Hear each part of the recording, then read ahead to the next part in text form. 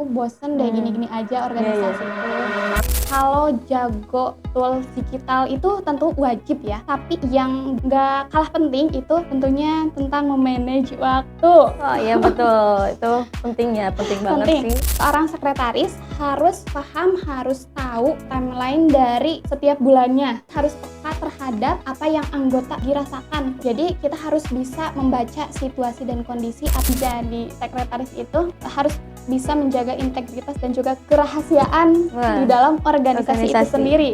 Sejarah tertulis itu bukan hanya dirancang atau dilakukan oleh orang-orang yang tampil di depan umum saja, tetapi sejarah organisasi itu ditulis oleh orang-orang yang setia di balik layar.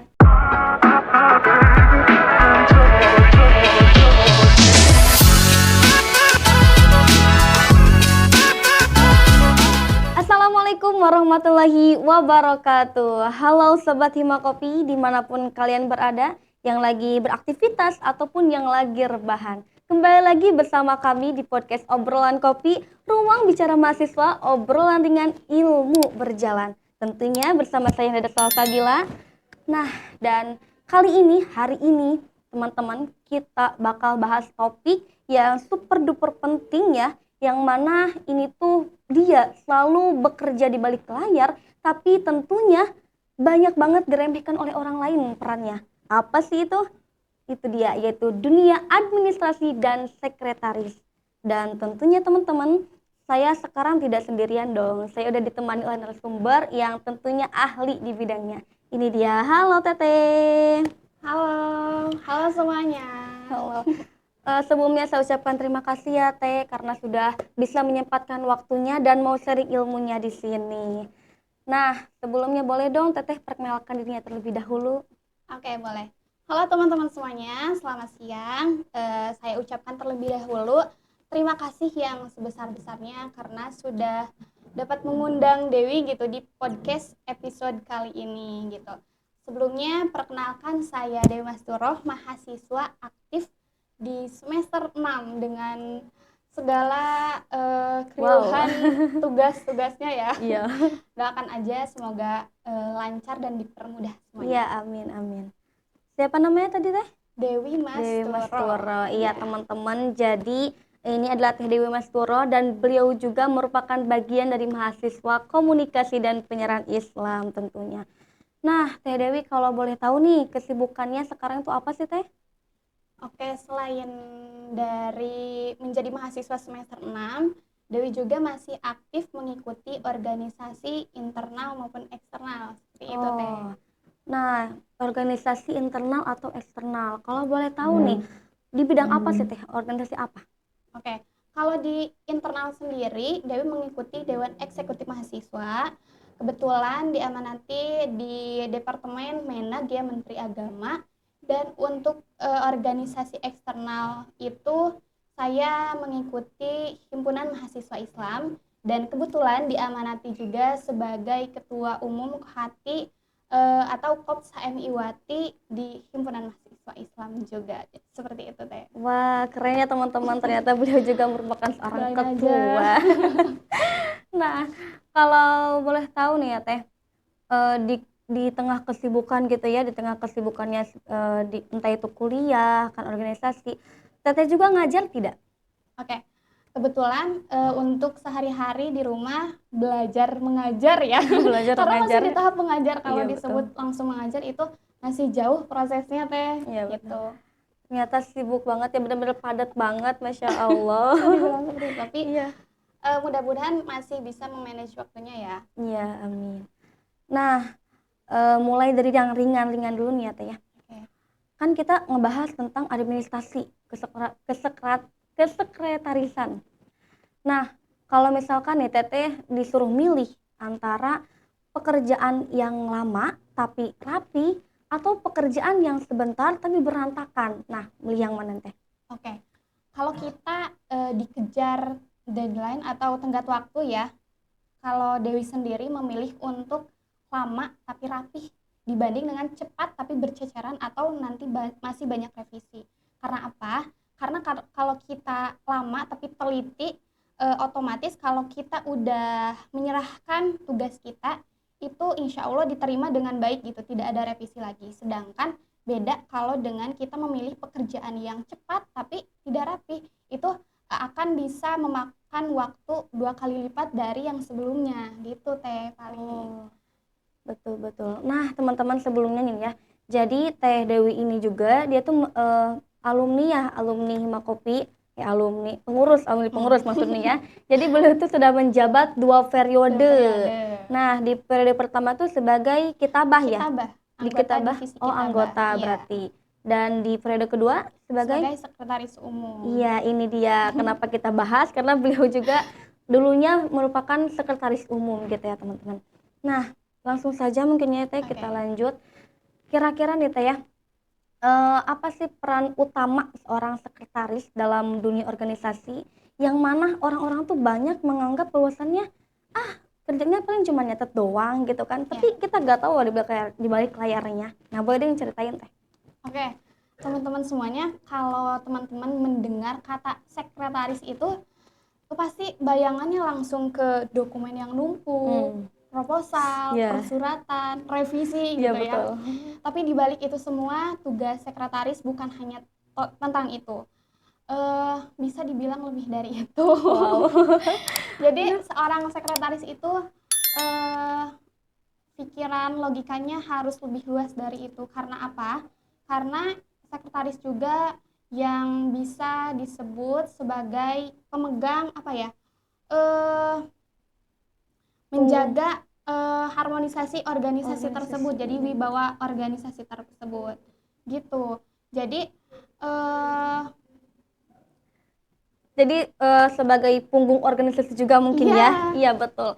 Nah, kira-kira nih Teh, pernah gak sih Teh Dewi gitu ya ngerjain suatu atau bikin apa gitu tentang persuratan atau apa sampai harus gadang atau sampai harus nangis-nangis gitu ya karena saking pusingnya gitu. Oke.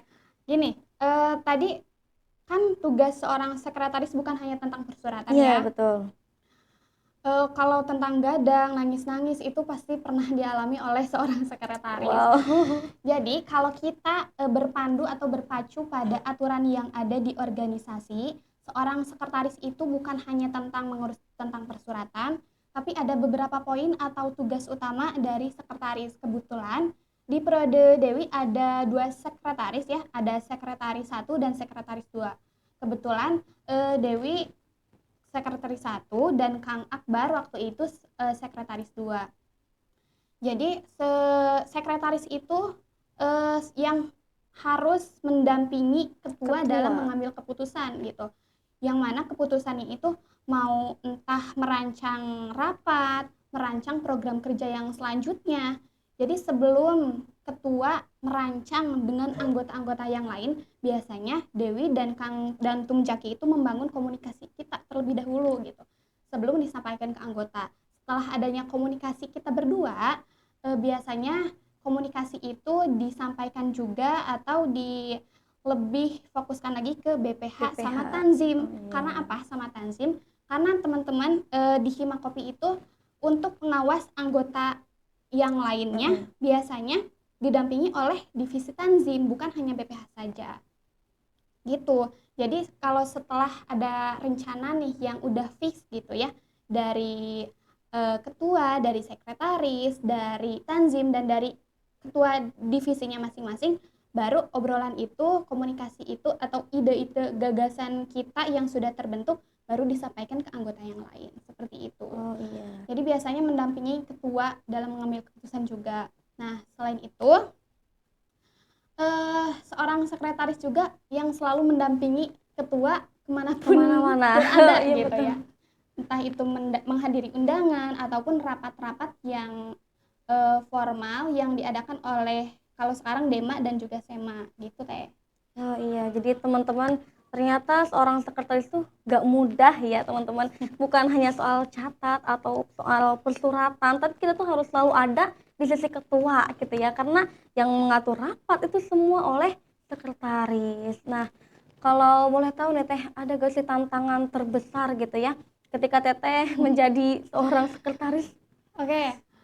Kalau tantangan pasti semuanya di dalam organisasi itu karena terbentuk dalam beberapa kepala dari orang-orang yang memiliki Iya, gagasan-gagasan iya yang betul. keren, yang luar biasa itu ya. Pasti ada ego. Iya, betul pasti ya. Ego sama miskomunikasi biasanya gitu. Yang Dewi rasain itu kalau adanya miskomunikasi, contoh kecilnya kita mengadakan rapat nih. Eh, Poin penting dari rapat itu sepertinya contohnya gini, kita akan melaksanakan program kerja podcast contohnya. Terus kita nih udah dirancang agendanya hari ini apa, tanggal berapa. Tapi di sisi lain ada beberapa anggota yang masih belum paham sama apa yang diutarakan di dalam rapat tersebut. Nah, biasanya untuk mengatasi miskomunikasi itu, kalau di rapat-rapat tertentu harus notulensi yang benar-benar teliti. Oh iya Itu betul harus betul. di cross check lagi, terus dibahas lagi. Nah, biasanya di rapat itu ada di penutupnya biasanya coba Bu Sekretaris di ini di review gitu Gimana? ya, kesimpulannya apa. Nah, itu uh, untuk meminimalisir miskomunikasi tersebut. Dan untuk ego, karena tadi dari beberapa kepala Iya, pikiran yang sangat luar biasa ya di organisasi itu, kita sebagai sekretaris harus bisa menjadi penengah iya di betul antara betul. mereka gitu. Contoh kecilnya kalau saya sendiri, kan sekretaris itu dituntut untuk apa ya, cepet ini proposalnya Iya tanggal iya. berapa, Iya, persyaratannya ini. suka dadakan gitu Iya, kan terkadang. soalnya kan kita di target juga ya, sebelum 1 minggu sebelum pelaksanaan kita harus sudah mengumpulkan proposal. Sedangkan sekretaris tidak bisa apa-apa kalau tanpa adanya laporan dari teman-teman semuanya. Betul betul betul. Tapi Teh Nada juga merasakan ya gimana Dewi bawelnya Iya di betul. grup. Teman-teman ayo dong, ini dari divisi ini, dari logistik, dari humas, dari Konsumsi. acara. Iya, rundonnya mana? Ih, Iya cepet iya. buat ini. Kerasa kan? Iya betul. Nah, di tengah-tengah keributan itu kita harus bisa meredam ego kita sendiri. Yang mana kita harus bisa membaca situasi, oh mungkin teman-teman ini ada kesibukan yang ini. Ya udah kita kerjain sebisa kita dulu, yang bisa dikerjakan oleh kita sendiri dulu. Karena kalau kita juga mengikuti ego kita itu udah nggak bakalan benar gitu Iya Teh. betul betul betul. Nah gitu ya teman-teman, jadi kalau bisa mah jangan sampai ada miskomunikasi, terutama bagi anak-anak komunikasi nih ya. Iya. Iya, jangan sampai ada miskomunikasi ya. Dan ternyata itu dia, jadi seorang sekretaris itu harus bisa menjadi penengah ya. Dan kita tuh harus bisa apa ya, mengatur ego kita gitu. Nah, selanjutnya nih ya Teh ya, ada gak sih tips atau skill dasar apa gitu ya buat para mahasiswa organisasi, terutama mungkin mereka yang baru terjun gitu ke dunia administrasian. Nah, boleh dong di-spill gitu Teh tips-tipsnya. Oke, boleh. Kalau dari pengalaman aku sendiri ya, walaupun enggak lama, sebenarnya ya, aku menjadi sekretaris di periode sebelumnya itu hal yang paling aku hindari gitu. Wow. Soalnya dari SMP, dari SMA mengikuti aktif di organisasi, aku selalu menghindar tentang Sekretaris. kesekretarisan. Tapi entah kenapa gitu ya, hati dan pikiran bisa menerima pas di waktu kuliah sekarang. Yang pertama dari aku sendiri, tentunya sebelum mempunyai skill apapun itu, dimanapun itu, di organisasi apapun itu, di amanat yang teman-teman pegang, itu harus teman-teman harus bisa membuka pikiran dan hati teman-teman sendiri gitu. Itu yang paling utama. Karena apa? Karena seberapa jago kita, jangan merasa aku nggak mau mendengarkan nasihat dari ini gitu, karena aku mah udah jago gitu. Iya, iya. Jangan merasa seperti itu sangat tidak disarankan gitu ya. Karena eh, dari banyaknya apa ya, kegiatan-kegiatan yang aku lakukan gitu, yang aku ikuti, itu banyak sekali ilmu-ilmu yang datang, yang aku terima gitu ya. Kalau kalau pikiran dan hati kita terbuka. Kebayang kalau kita menutup hati dan pikiran itu, kita gak bisa dikritik, gak bisa menerima saran, itu pasti berat sih. Maksudnya nanti bakal stuck di sana di situ-situ aja gitu teman-teman.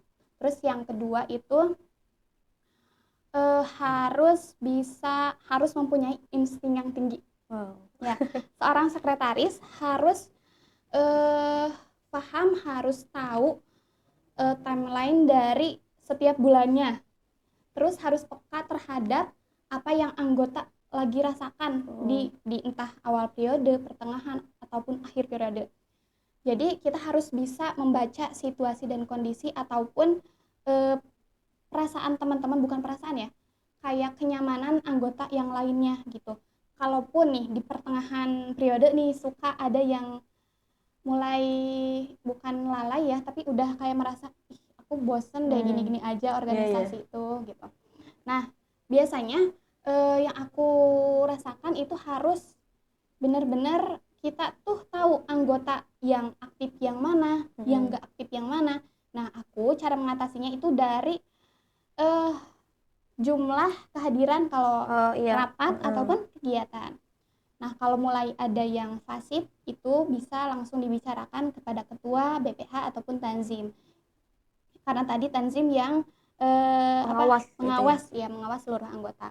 Jadi kalau ada nanti supaya teman-teman yang mulai udah menurun semangatnya itu bisa naik lagi dan enggak menyebar ke anggota yang lainnya gitu. Betul. Soalnya kan suka ada yang ikut-ikutan gitu ya. Suka ngaruh ke yang lainnya.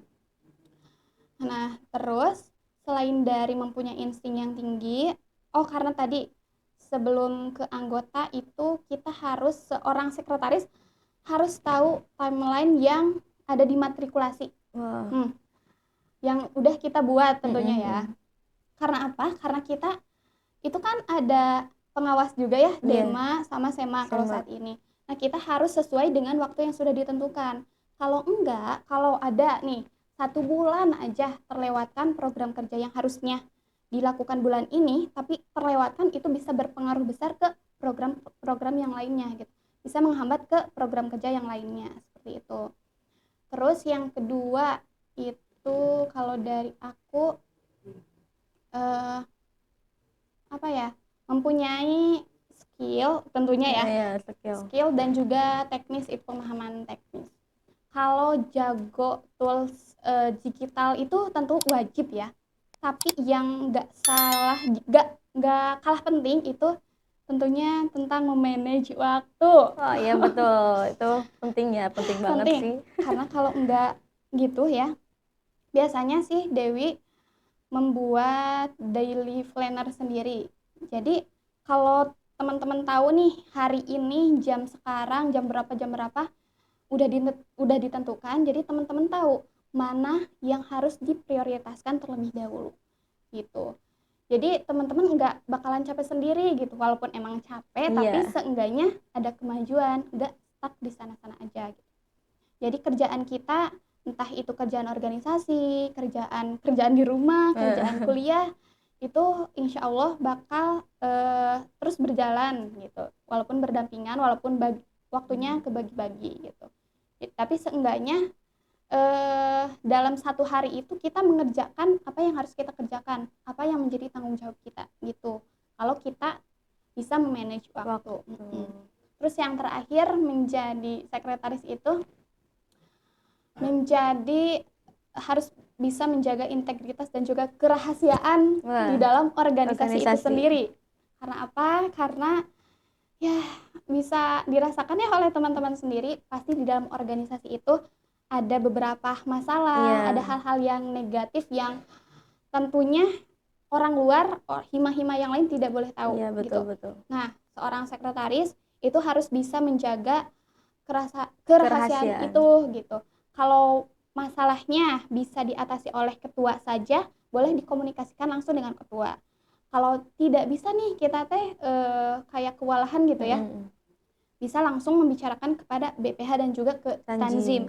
Kalau emang masalahnya belum beres, coba rapatin untuk seluruh pengurus gitu. Nah, itu dia ya teman-teman Sobat Hima Kopi, ternyata wow gitu ya, super duper banget ternyata. Jadi sekretaris tuh gak gampang loh teman-teman, dan itu ya beberapa tips dari Teh Dewi luar biasa banget ya. mungkin bisa menjadi ilmu buat kita sebagai teman-teman yang baru terjun ke dunia sekretaris gitu ya. Nah, itu dia tips-tipsnya teman-teman.